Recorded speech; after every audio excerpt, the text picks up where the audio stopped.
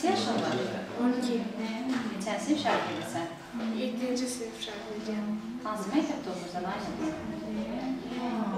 Sağlamlıq imkanları məhdud olan 5 nömrəli xüsusi internat məktəbində. Nurlan, maraqların, hobilərin varmı? Bəli. Nələrdir? Mənim ən çox marağım musiqiyyədir. Musiqinin hansı bir növündə alətində ifa edə bilirsənmi? Bəli, qarmon. Nurlan, bizə Moskva təsviratları haqqında danışa bilərsən? Moskva təsviratları danışılır. Moskva təsviratlarında Moskvaya getdim. Festival yaxşı oldu, çox gözəl keçdi. Emin Ağalarovla duet oxudum və s. Emin Ağalarovla oxuduğun duetdə bir parça bizim üçün oxuya bilərsənmi? Bəli. Казалось всё понятно, наши планы и мечты. Счастье было ясным, туманом вопреки. Сколько я не успел тебе сказать.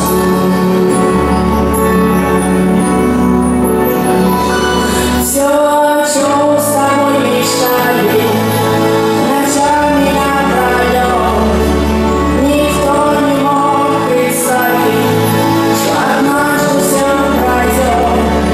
Но на столе остались только листья павших роз. Я не могу смириться с тем, что не тебя без слез. Никто не мог представить, что однажды все пройдет. Но на столе остались только листья павших роз. Я не могу смириться с тем, что не тебя без слез.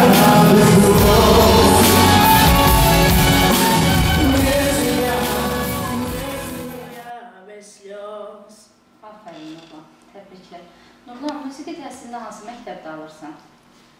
Musiqi təhsilimi 38 sayılı musiqi məktəbində alıram. Nurlan, bildiyim qədərdə OAFA təşkilatının Yasmal İcma Əsaslı Reabilitasiya Mərkəzinə də gedirsən. Neçənci ildən orada üzürsən?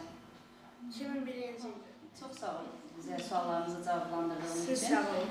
İndi isə Bəstə xanım, Nurlanın anası ilə biz suallarımızı davam etdirək. Oğlunuzun uğurlarında ən az Nurlan qədər sizin də zəhmətlər, əziyyətləriniz var. Bizə Nurlan haqqında biraz da siz məlumat verərdiniz, uğurları haqqında. 2006-cı ildən orta məktəbə gedir, əvvəllər üçün olan özü və belə o ildən də musiqi məktəbinə, məsələn, uşaqlıqda körpəkdən bu musiqi əxrəsi çox edir. Məsələn, haradasa bir musiqi eşidəndə, bir səs gələndə bir diqqət kəsildi.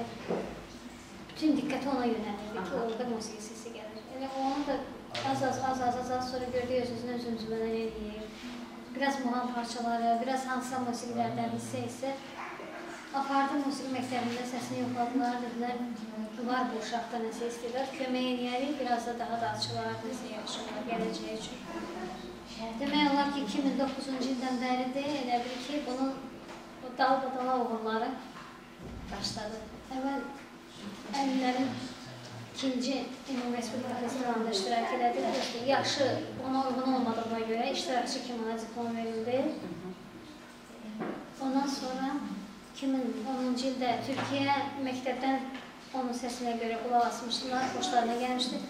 Türkiyə lagerə göndərildi, yaxşı oxuduğuna görə, həm də səsinə görə. Ondan sonraki uğuru yayda, bu il 2012-ci ildə Müslüm Nağamayevin yubileyi ilə əlaqədar Moskvada institutda, humanitar institutlarda festival keçirildi. Ora onu dəvət edildilər, getdik, çox uğurlu da çıxış oldu. Axırıncı çıxışımızda, bildiğiniz ki, Moskvada bu dəfəki Diana Kurskaya fondunun təşkil olunmuş bir festival idi. Ümumdünya belə əlil uşaqların, istedadlı uşaqların tanınması.